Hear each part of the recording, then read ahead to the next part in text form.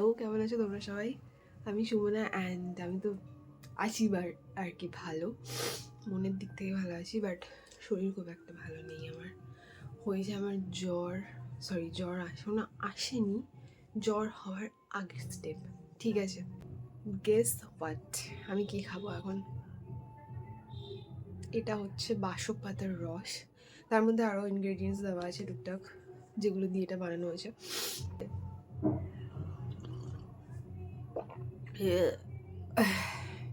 আমি এলোপ্যাথি খাই না, আমি খাই হোমিওপ্যাথি।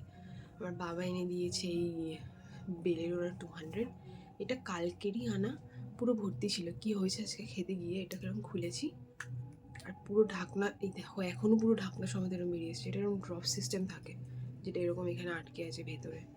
ঠিক আছে, ড্রপ সিস্টেমটা পুরো পুরো খেতে গেছি আর পুরো পড়ে গেছে, এইটুকুনি বেঁচে আছে।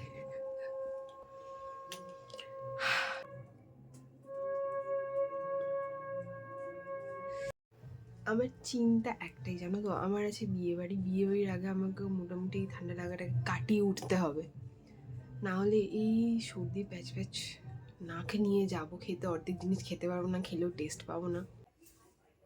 আর কি বলবো, যত দিন যাচ্ছে স্কিন তত খারাপ হতে থাকছে, যত বয়স বাড়ছে অ্যাকচুয়ালি।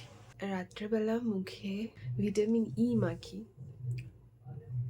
স্কিনের জন্য ভালো ময়েশ্চার রাখে স্কিনটাকে শীতকালে। ভিটামিন ই এর একটা এরকম পাতা কিনে নিয়েছি, তো এগুলো মাখি। মাথায় মাখবো না কারণ আমার ঠান্ডা লেগেছে, তো আদারওয়াইজ মেখে নিতাম যদি ঠিকঠাক থাকতো।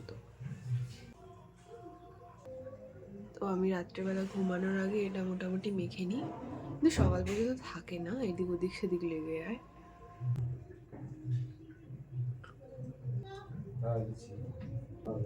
আর আমি কন্টিনিউ এটা ইউজ করেছি, অনেক দিনই ইউজ করেছি, আর আমি দেখি যেটা চুল গজাতে অ্যাকচুয়ালি হেল্প করে, স্কিন ভালো রাখতে হেল্প করে। ডিনারে আমি খেয়ে নিলাম পাস্তা, আর আজকের ভিডিওটা এত দূরে রাখলাম। দেখা হচ্ছে আর একটা ভিডিওতে কালকেই। বাই, ভালো থেকো তোমরা সবাই।